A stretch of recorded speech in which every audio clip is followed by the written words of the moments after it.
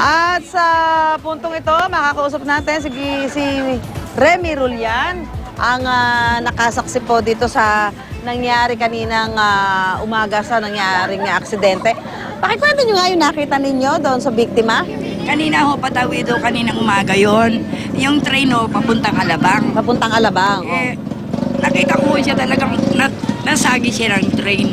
Ano, ano siya? Parang nadulas ho ba siya talaga? Hindi ko alam kung nadulas yun, baka nag-iisip mo. Kasi umagang-umaga pa. Isasabit niya yung bag niya dyan sa mangga. Okay. Kasi trabahador ho dyan eh.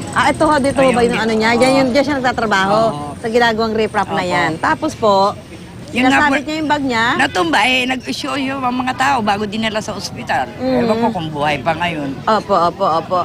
So ano ho, hindi ho ba agad siya nadala sa ospital? Hindi ho, mga 45 minutes pa po. Dito ba kayo nakatira malapit? Nagtitinda po ako rito. Nagtitinda ho kayo, oo. So, mga anong oras o eksakto nangyari sa tingin Mga niyo? 6:30 ho yun kasi yung 5:30 train, mga alas 6 ho yun, alas 7. Sabi ko kanina nung mapunuan ng PNR, daw yung tren pagka ganyan palapit na dito sa crossing, bumabagal na. Mabagal na ho yung tren. Mabagal ho, tsaka malakas yung busina niya. Oo. Kaya imposible hindi narinig. Mm. Baka bingi kaya. Oo. So, pwede ho talagang hindi na nagawa ng biktima na makatayo pa at makaiwas pa. Oo. Ganun ang nangyari. May mga tumulong ba ho agad sa kanya?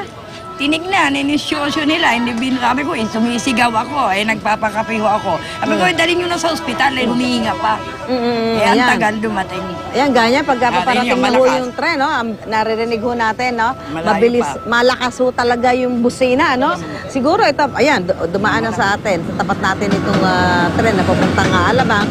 Maririnig ho talaga natin yung busina. Kaya nga lang, siguro yung nangyari kanina, talagang aksidente. Hindi na ho aksidente. nakagawang tumayo ng biktima kung totoong siya inadulas. Oo. Okay, maraming salamat po, Aling Remy. Thank you po, Thank you po. idol kita. Salamat po si Aling Remy Rulyan. Siya po yung nakasaksi sa nangyari kaninang umaga pa.